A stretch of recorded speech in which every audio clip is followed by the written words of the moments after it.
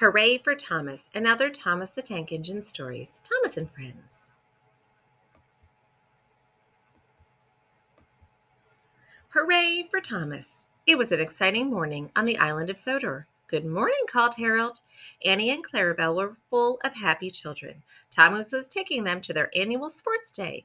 Everything was ready for the day to begin. I do hope I'm number one and win a medal, said a boy. It must be splendid to win a medal, chuffed Thomas. After all, I'm engine number one. Thomas worked hard all afternoon, but he couldn't stop thinking about medals. He imagined himself wearing a gold medal on a bright red ribbon. How smart he would look. Hello, Thomas, whistled Percy. I'm taking Sir Topham Hatt to sports day. You can see the egg and spoon races, chuffed Thomas. I didn't know egg and spoons had races. The children race with eggs on spoons, said Bertie, and the winner gets a medal. I wish I could have a medal. You need to win a race first, whistled Percy. I'll race you, Thomas. The first one to the station is the winner. You're on, called Thomas. Ready, set, go. Better hurry, Bertie, peeped Thomas. Then Thomas had to stop to pick up some passengers. Better hurry, Thomas, teased Bertie as he rattled over the bridge. Then Bertie had to stop at a level crossing. Last one there, puffs hot air, called Thomas. Thomas was nearly at the station. As he drew near the playing field, a signalman flagged him down. Now Thomas was really cross. Bertie was sure to win. Then he saw Sir Topham Hatt. Thomas, the sports day medals have been left in my office. You must fetch them at once. We can't let the children down. Of course not, sir, replied Thomas, and he chopped away. Meanwhile, Bertie had raced into the station. I won, shouted Bertie, I won, and he waited eagerly for Thomas. He waited and waited. But Thomas had forgotten about the race. He was thinking about the children. I can't let them down. I can't let them down. At last, Thomas puffed back into the station. The station master gave Thomas's driver the box of medals. Then Thomas set off again. He arrived just in time. Well done, said Sir Topham Hatt. Thank you, sir, panted Thomas. Sir Topham Hatt presented the medals to the winners. Congratulations. Thank you, sir. The next day, Bertie and the medal winner arrived with a surprise for Thomas. A small boy presented him with a gold medal on a red ribbon. You were very helpful at sports day, so we thought you should have a medal of your own, added the boy. My very own medal, said Thomas. Thank you. 3 cheers for Thomas, the number one engine. Hip, hip, hooray. But I still won the race, tooted Bertie. The grand opening. The engines on the mountain railway were excited. They were helping to build a new line. It would take visitors to even more beautiful places on the island of Sodor. Sir Topham had arrived with important news. The grand opening is this afternoon. I want to see the line from the air. Lady Hatt and I will arrive on Harold, the helicopter. Just then, Skarloey chugged in. You're late for the announcement, complained Sir Topham Hatt. Really useful engines are never late. I'm sorry, sir. At the airfield, there was another problem. Engine trouble, said the pilot. Harold's not going anywhere today. Lady Hatt was most upset. But I've been looking forward to the grand opening all week. And I, my dear, will find a solution. And he did. Topham, you can't be serious. Me? Ride in this? The wind direction is perfect. We'll be there in no time. Soon the hot air balloon rose into the sky. But Skarloey was upset. All this extra work is going to make me late again. The hot air balloon was floating peacefully through the sky. Lady Hatt was enjoying herself.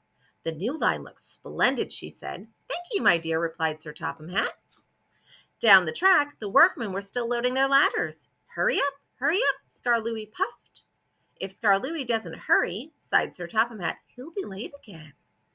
All the engines were ready for the grand opening. Where's Skarloey? Rusty asked. He promised to be on time, said Peter Sam.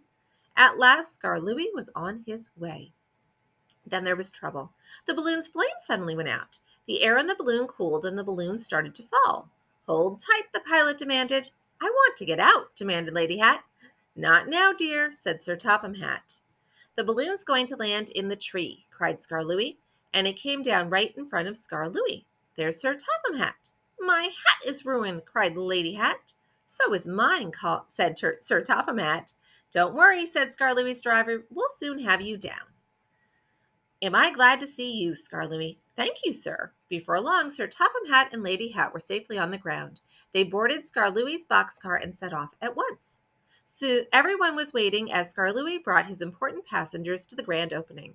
Sir Topham Hatt declared the new line open. With special thanks to Scar Louie, he said, for helping us get here. Everyone cheered. Even so, you were still late, teased Rusty. I know, said Scar Louie, but I was late. But because I was late, Sir Topham Hatt was right on time. Best Dressed Injun. It was May Day on the island of Sodor, and the Injuns were celebrating. They knew there'd be music and lots of fun. The station was being decorated. Sir Topham Hatt said that the Injuns could be decorated too. I'm going to have flags and streamers, whistled Percy. I'm going to have a big red banner, whistled Thomas. What decorations will you have, Gordon? Asked Murdoch. Decorations aren't dignified for an important Injun like me. I pull the express. Gordon was feeling insulted. Silly little Injuns, he grunted. Thomas was enjoying himself. He was bringing the maypole. The farmers' children waved. Thomas peeped happily as he passed by. Soon it was time for the decorating. Percy's driver was wrapping streamers and flags around his funnel. Thomas had a big red banner on his tank. Even Murdoch was being decorated, although he was very shy about it. We could have a contest for the best dressed Injun, suggested James. Just then Gordon shunted in. A contest, he puffed. I'm bound to win any contest. You will have to be decorated, said James. This is a best dressed Injun contest. Not me, puffed Gordon. You'll never catch me looking so ridiculous. The Injuns felt splendid. But not Gordon. He was cross. Decorations aren't dignified. Ha! Who cares about a contest anyway? Further down his line, a colorful banner was strung across the bridge. Then, as Gordon steamed across the bridge, it came loose and wrapped around his firebox. Gordon couldn't see the line ahead. Gordon tried to whoosh the banner off, but it wouldn't budge. I can't see, he whistled loudly to his driver. Stop. You can't stop, Gordon, his driver called back. You're the express. Trevor was chugging slowly along with his load of apples for the children's apple bob. Trevor heard a whistle. He was going as fast as he could, but it wasn't fast enough. The apples were all smashed.